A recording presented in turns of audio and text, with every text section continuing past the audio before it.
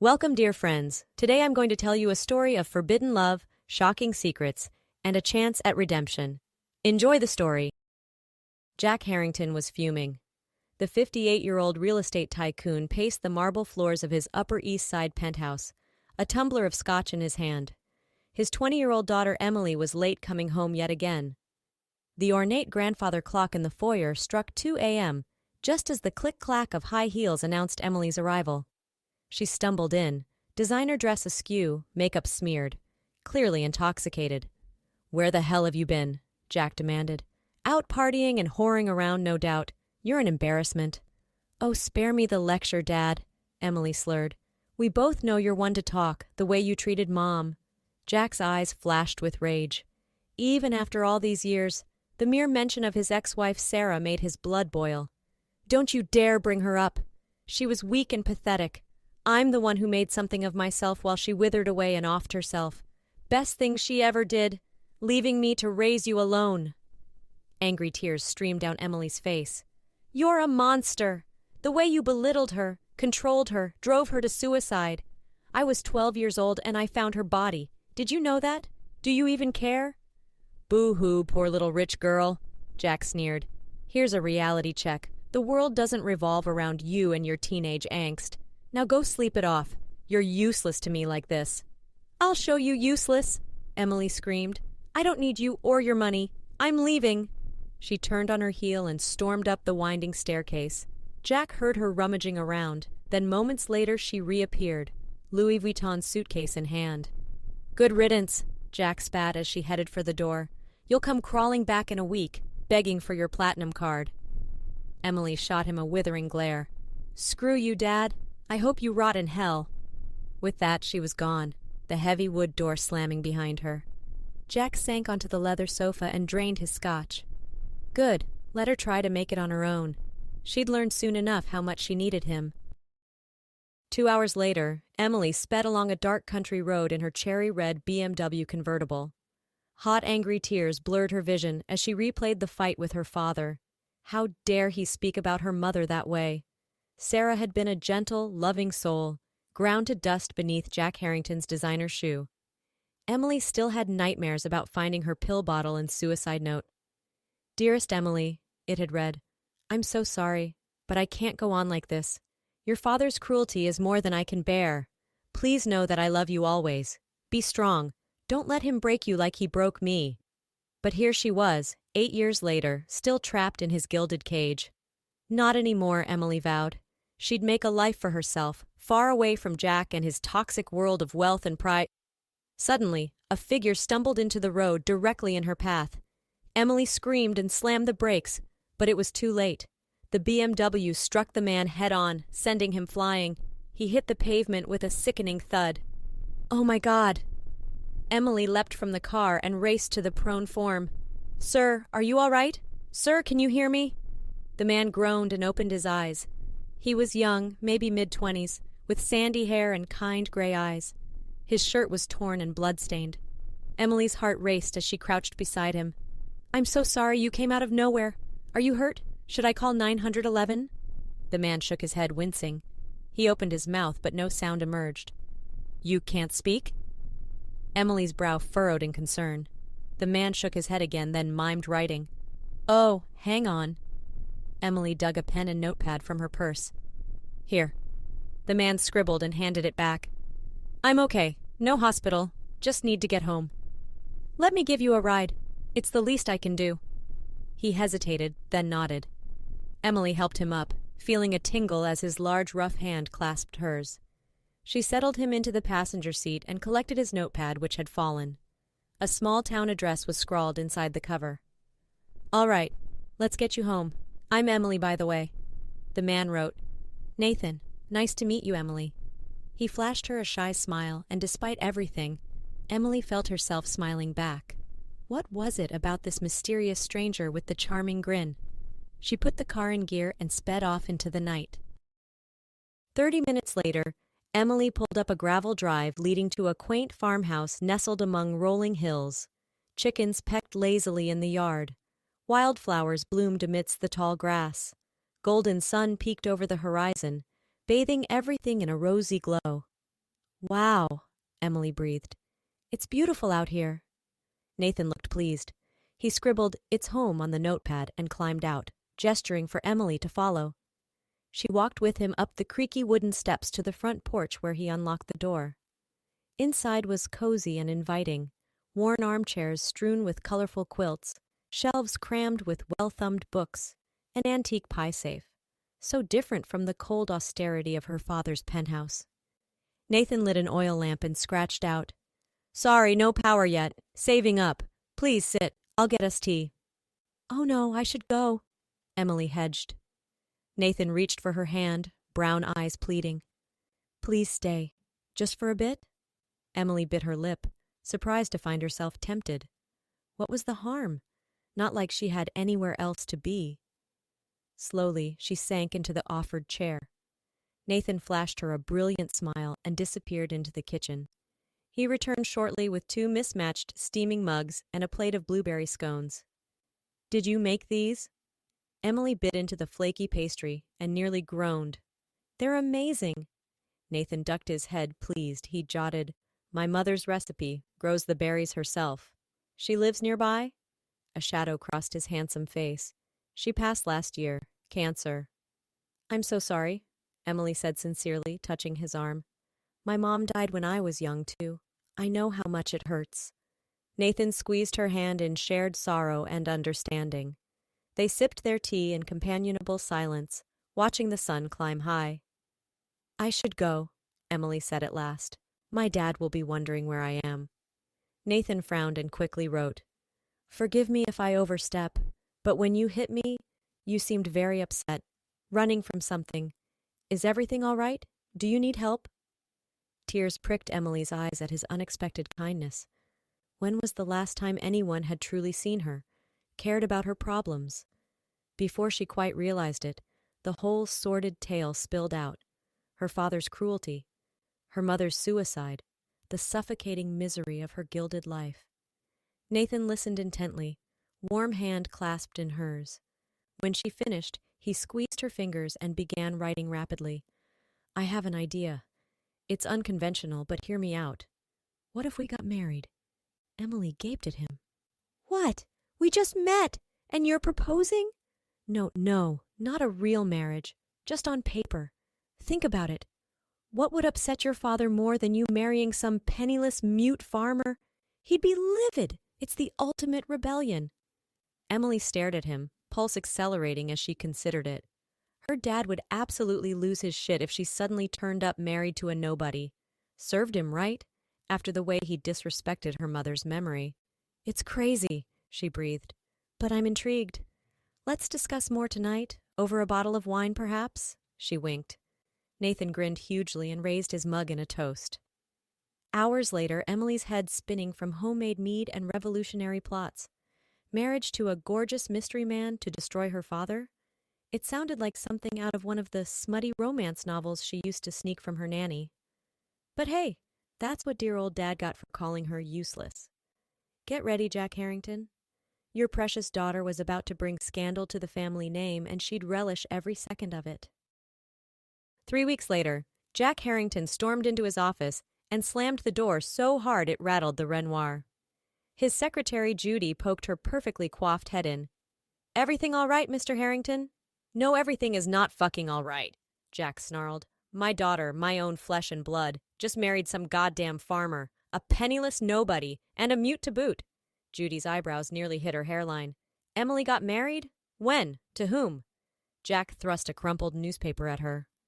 There on the front page of the society section was a photo of Emily in a simple white dress, holding hands with a sandy-haired man and grinning hugely. The headline screamed, "Billionaire's daughter weds mute Missouri farmer in secret ceremony." 2 weeks ago, apparently, Jack bit out. "I had to find out from the fucking tabloids. No warning, no explanation. What the hell was she thinking?" "Perhaps it's true love?"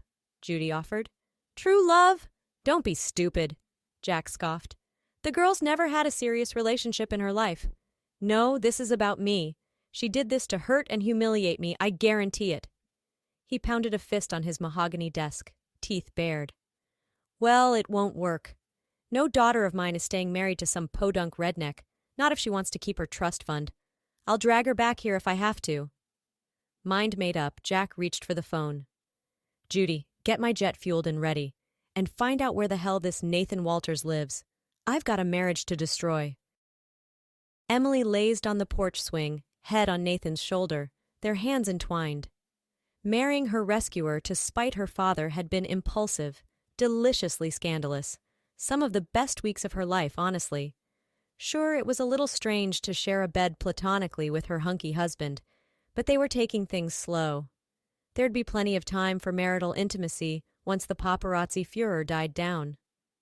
Nathan nuzzled her hair affectionately and Emily smiled. He was so different from the stuffed shirts she usually dated. Humble, hard-working, an amazing cook and listener. She could almost see herself falling for him, contract marriage or not.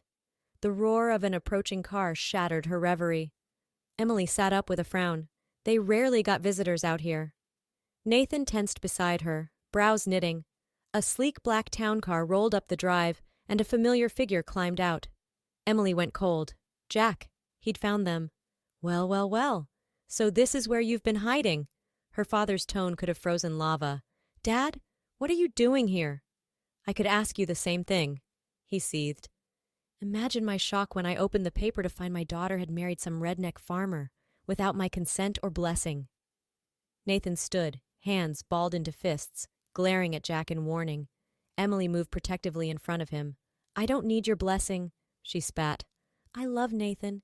He understands me like you never could. Love, Jack scoffed. Don't be naive. He's a gold digger after the Harrington fortune like all the rest. He turned to Nathan, eyes hard.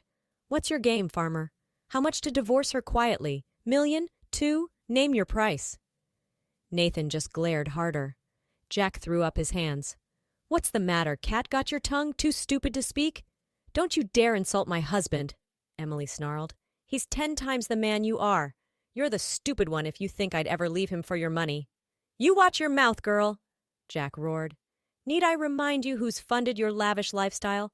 All the clothes, cars, schooling? You'd be nothing without me. No, you're nothing without your wealth and power. An empty husk who drove away anyone who ever gave a damn with your toxic bullshit. I'm done being your pathetic pawn.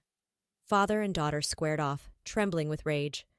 Nathan stepped between them, mouth set in a grim line. Then he spoke. That's enough. Emily and Jack both froze, shocked. Jack recovered first. I knew it! I knew this mute thing was bullshit. Is anything about you real, farm boy? Nathan ignored him, eyes boring into Jack's face. When he spoke again, his voice was low and furious. I'm only going to say this once, so listen close. I'm Eva Walters' son. Your former lover, remember? The woman you abandoned when she got pregnant with your child? Jack went white as chalk. You're lying. I don't have a son. DNA test me if you want. Mom told me everything before she died. How you met at that corporate retreat in the Ozarks. Your secret rendezvous. Then when she came to you, pregnant and alone, you called her a liar and a whore. Cut her off completely. Jack was shaking his head frantically, but Nathan advanced on him, eyes blazing. I grew up dirt poor, watching my single mother work herself to the bone, dreaming about the rich asshole father who abandoned us. Swore if I ever met him, I'd spit in his face. He was nose to nose with Jack now. Imagine my shock when the daughter of the man who ruined my life literally ran me over. It was like a gift from the universe, a chance to take back a piece of everything you owed us. Nathan, Emily looked stricken. What are you saying?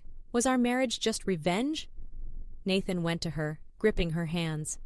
At first, I admit I was using you to get to him. But Emily, I swear the time we've spent together, it's real. You've bewitched me body and soul. But if what you're saying is true... Emily pulled away, eyes filling with tears. Then we're half-siblings. We can't be together. It's wrong. This is sick. No. Emily, listen to me. She's not your sister. Nathan and Emily turned to stare at Jack, who looked nauseated. He swallowed hard. I had a paternity test done years ago. Emily isn't my biological daughter. A ringing silence descended. Emily reeled like she'd been punched. What? Jack squeezed his eyes shut. Your mother, Sarah, had an affair, got pregnant. I agreed to raise you as my own, but... He shook his head. Keeping that secret ate her up inside. It's why she killed herself. Oh my God. Emily sank to her knees in the dirt. My whole life is a lie. Nathan wrapped an arm around her shaking shoulders, glaring daggers at Jack. Get out, now!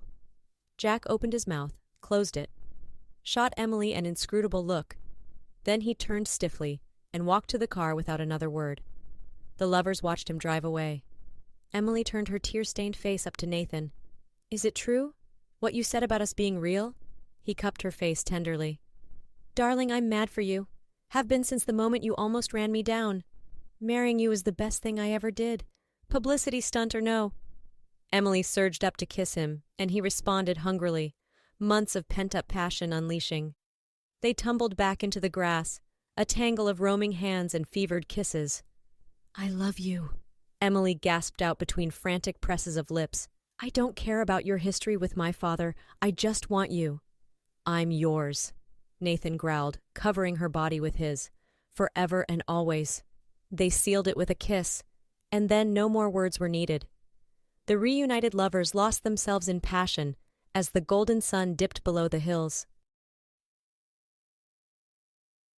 9 months later, Jack Harrington stepped off the elevator, a stuffed teddy bear clutched awkwardly in his hand. He still wasn't sure what the hell he was doing here. When Nathan had called to announce the birth of his and Emily's son, Jack's grandson, he'd almost hung up. But something stopped him. Maybe it was the baby's name, Evan Jack Walters. Even after everything, they'd given the kid his moniker. Jack had spent a lifetime closing off his heart, pushing away anyone who threatened to get close. Emily, Sarah, Eva, Nathan, so much pain and hurt. What had it gotten him besides a cold, empty penthouse and a mountain of unresolved guilt? Perhaps it wasn't too late to change. Perhaps through this new life, this fresh start unmarred by the sins of the past, he could find a sliver of redemption. Jack reached the hospital room and hesitated. Then, with a deep breath, he pushed open the door. Emily was sitting up in bed, hair in a messy bun, face glowing. She cradled a small blue bundle in her arms. Nathan perched beside her, one arm around her shoulders, the other hand stroking the baby's downy head. They both looked up as Jack entered. Dad, Emily said neutrally, I didn't know you were coming. I wanted to see my grandson. Jack shifted his feet, feeling awkward and out of place. May I? Nathan gave a terse nod and Emily bit her lip. Slowly, Jack crossed the room and peered down at the tiny pink face swaddled in the blankets. Tufts of dark hair, Emily's nose, Nathan's chin. He was perfect. Jack reached out a trembling hand to stroke one petal-soft cheek. Hey there, Evan. I'm your grandpa. To his shock, the baby turned into his touch, rosebud mouth puckering. Behind him, Emily made a soft noise. Would you like to hold him? Jack blinked hard against the sudden stinging in his eyes. He set down the bear and reached out. Emily carefully passed him the warm, wriggling bundle. The moment that solid little weight settled into the crook of his elbow, something deep in Jack's chest cracked wide open. A lifetime of frozen emotions came rushing to the surface as he gazed down at his daughter's child, the perfect blending of Harrington and Walters. He's beautiful, Jack managed around the lump in his throat. Emily, I'm so sorry for everything. Emily's face crumpled, and she reached for Nathan's hand. He squeezed, offering silent support. I know I can't change the past, Jack continued raggedly. The way I treated you, your mother, Eva, and Nathan. I was wrong, so goddamn wrong. I don't expect forgiveness, but I'd like a chance to do better. For Evan, for all of you.